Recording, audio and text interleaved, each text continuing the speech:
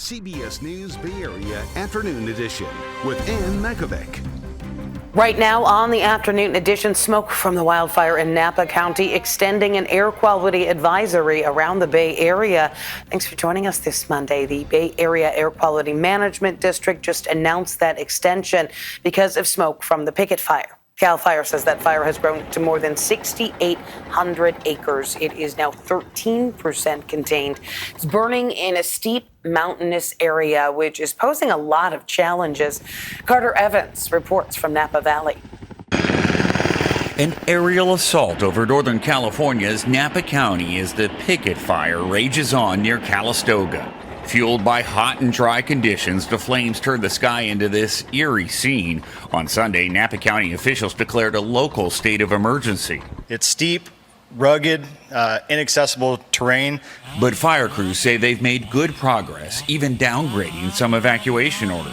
And our top priority is to start to bring that normalcy back. One of the challenges in this firefight is potential drone interference. In January, a drone collided with a firefighting aircraft during the Palisades fire in LA. As soon as there's a drone seen, all the planes have to leave. When that drone leaves, they're not automatically right back where they were. So it takes them off of the fire at a critical time, too. Yes, absolutely. Absolutely. Napa County is no stranger to devastating fires. I've been up here 30-something years, so I've seen quite a bit, but you just get used to it now. In 2020, the glass fire burned more than 67,000 acres and destroyed more than 1,500 structures. Napa County is much more prepared today than it was 5 years ago. Yeah, firefighters say the fire lines that they cut for that glass fire 5 years ago are helping this time around. They've been able to use those to help contain this fire. For a look at some of the weather conditions in that area, we know that matters a lot when it comes to the challenges firefighters are dealing with.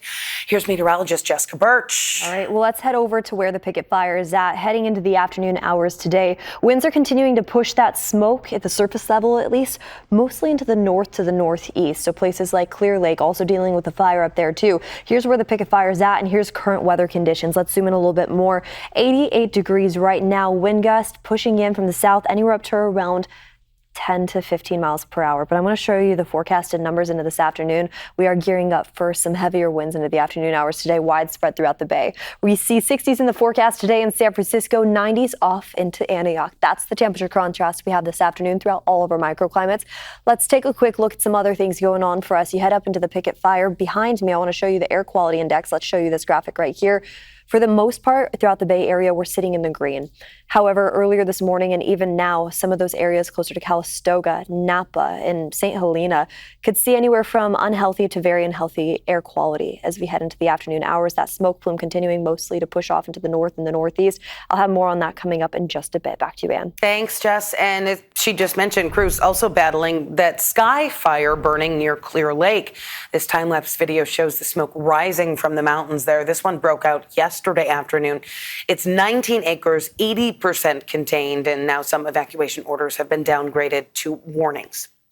A water main that broke overnight in Alameda has been repaired, but crews are still working to reopen busy Webster Street where it happened near Buena Vista Avenue.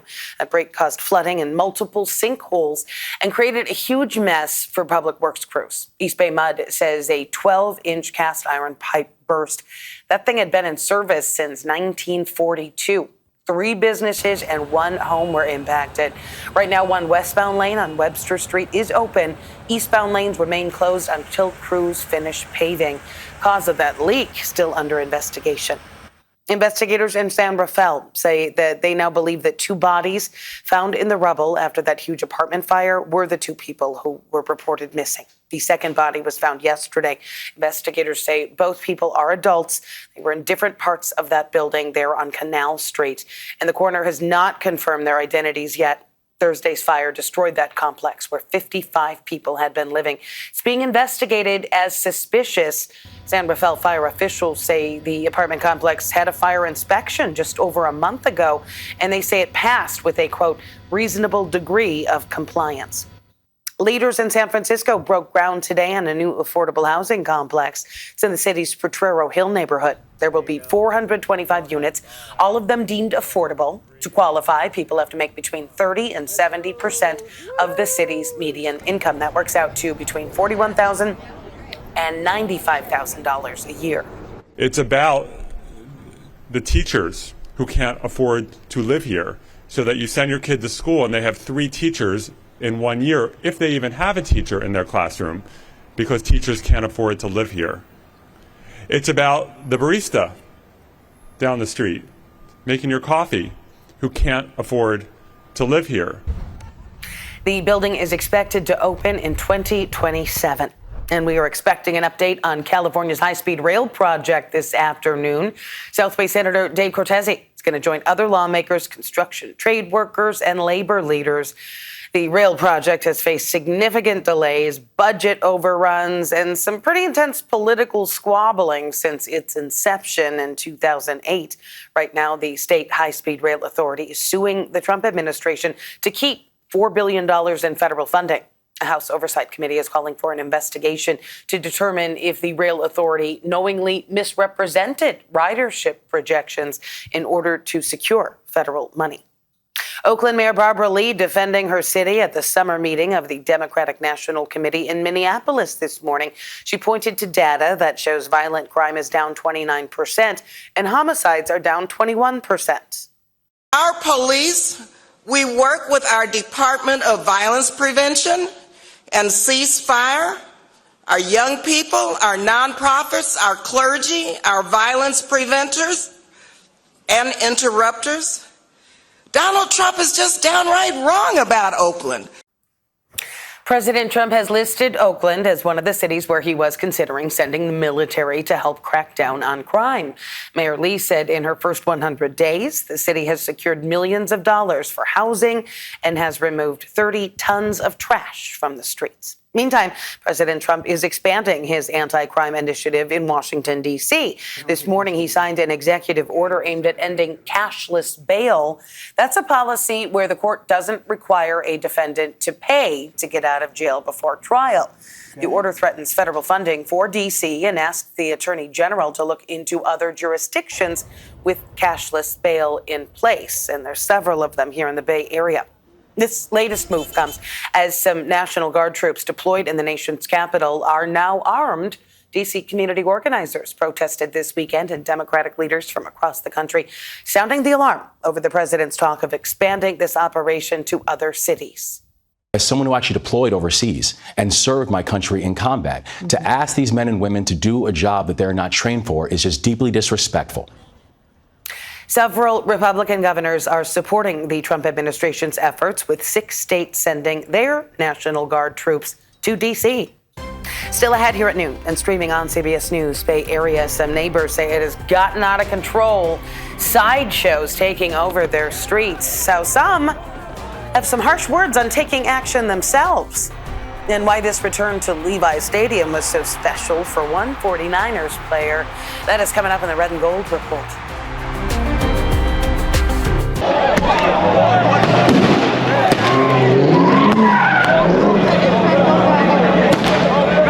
Several big sideshows took over parts of Oakland and Richmond this weekend. As our Dahlin reports, some neighbors are frustrated with police response times, and they're vowing to take matters into their own hands.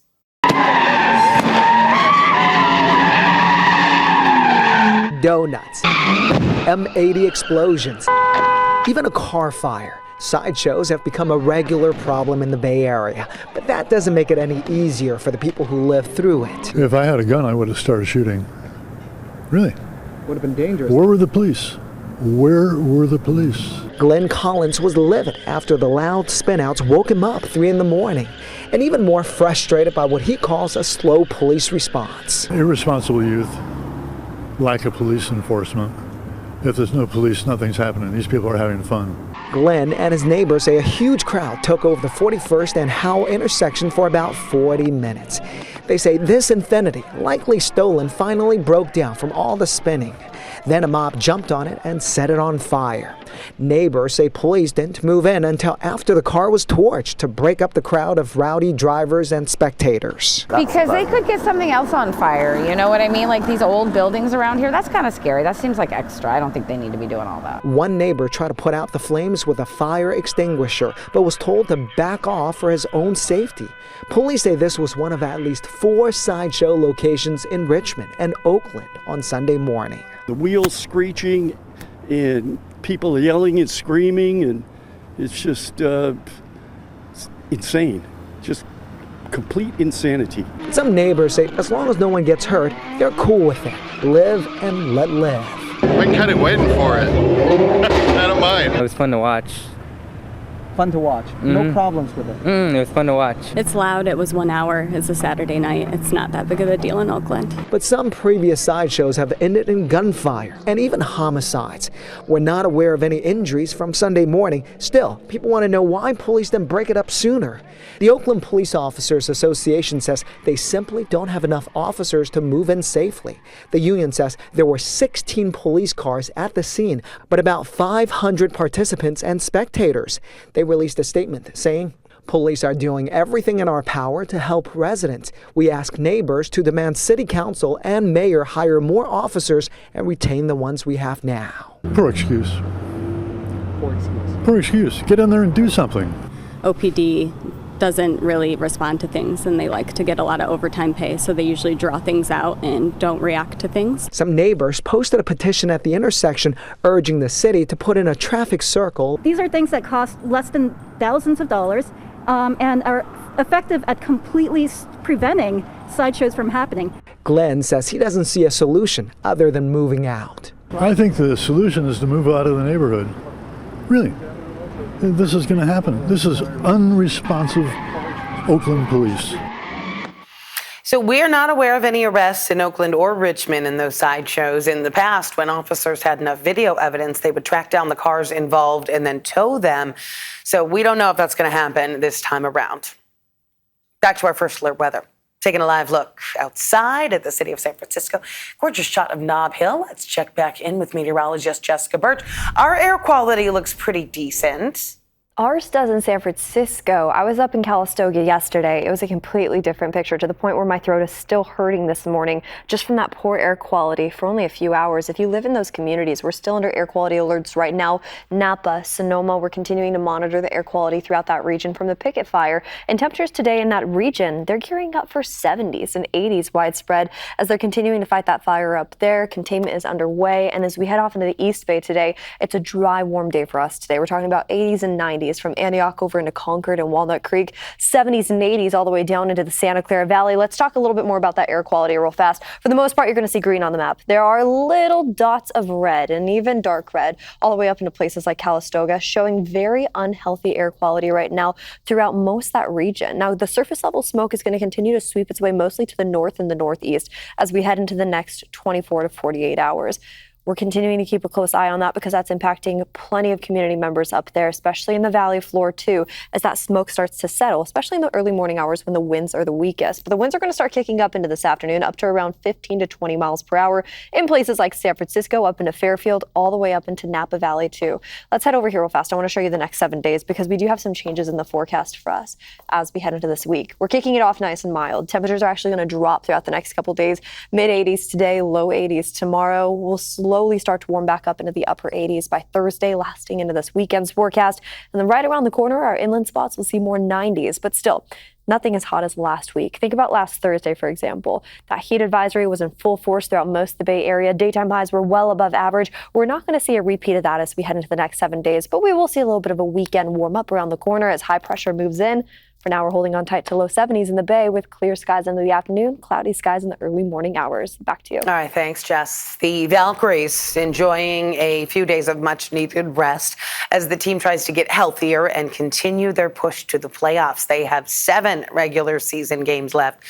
Sunday against the Dallas Wings, Golden State started strong with a 20-6 lead, but things got close by the start of the third quarter, and then Veronica Burton found Ayanna Rupert for one of her 5 threes, a career high.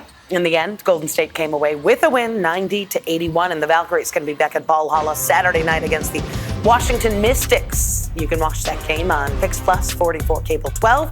Pre-game coverage starts at 5 o'clock. The 49ers coming off their preseason finale against the Chargers on Saturday, and while the game might not have mattered for their season record, did mean a lot to at least one Niners player. Vern Glenn has that story in our Red and Gold reports. This is the Audi Red and Gold Report. 49ers wrapped up their preseason on Saturday against the Chargers, and for some players, it was a chance to make their final case for a spot on the 53-man roster. Linebacker Curtis Robinson returned an interception, 32 yards for a pick six. The first Robinson has ever had at any level of football. An emotional moment for Robinson, who had his season in last year in September because of a torn ACL. So many people are happy for you. If you could just share with us just the journey. I mean, it's been one hell of a year for you. Yeah, it's been a long journey. I think anyone who's ever gone through the long road of ACL or any major surgery knows how hard it can be, and it felt really good to be back out here after almost a year of not playing on this field, and to do something like that in front of my family and my teammates, like to see how excited they were for me, that it almost made me cry. I'm probably gonna cry when I get to the locker room, but it means the world to me, honestly. With the Red and Gold Report, I'm Vern Glenn. All right, still ahead. First, it was Phil's. Now another Bay Area-born coffee company is being bought out. Details next. All right, we are following some breaking news right now. Our chopper is live over a fire at the recycling facility in San Francisco that's near the border of Brisbane. This is happening at the Recology Metal Recycling Warehouse. It's on Tunnel Avenue. So earlier there had been reports of some heavy black smoke coming from that building, but it looks like they're getting things under control. Still waiting for an update, but we know there had been some previous fires at this same facility, most notably in 2018. And 2021. The company behind Dr. Pepper, 7-Up, and Keurig Coffee announced today it's going to buy the owner of Bay Area-born Peet's Coffee in a deal worth about $18 billion. Keurig Dr. Pepper is going to acquire JDE Peet's with plans to split into two separate companies after the deal closes. One's going to focus on coffee and the other on beverages like sodas and energy drinks. We'll be right back.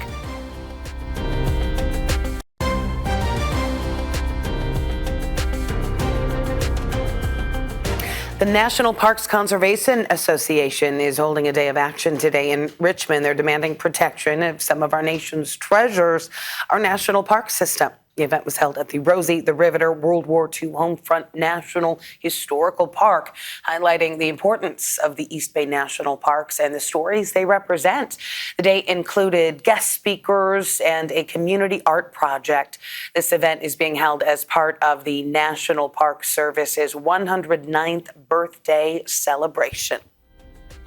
That is it for the afternoon edition. Remember, we are streaming 24/7 on the free CBS News app. Just go to Live and then choose Bay Area. Meantime, have a great Monday afternoon.